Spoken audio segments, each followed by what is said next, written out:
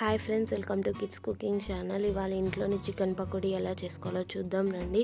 ఒక చిన్న mixie jar తీసుకొని అందులో 2 దాల్చిన చెక్క, 2 ఇలాచీలు, కొంచెం లవంగాలు, కొన్ని మిరియాలు, కొంచెం జీలకర్ర యాడ్ చేసుకొని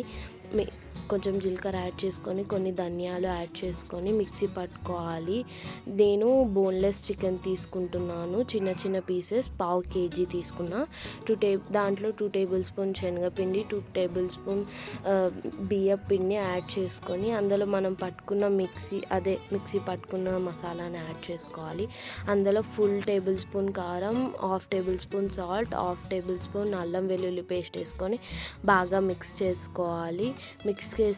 మిక్స్ చేసుకున్న తర్వాత అందులో 1/2 table spoon oil, 1/2 table spoon నిమ్మకాయ రసంని పిండుకున్న తర్వాత అందులో కరివేపాకు వేసుకొని దాన్ని డీప్ ఫ్రై ఆయిల్లో వేసుకొని గోల్డెన్ బ్రౌన్ కలర్ వచ్చేంత వరకు బాగా డీప్ ఫ్రై చేసుకోవాలన్నమాట. గోల్డెన్ బ్రౌన్ కలర్ వచ్చేంత వరకు బాగా డీప్ ఫ్రై చేసుకోవాలి.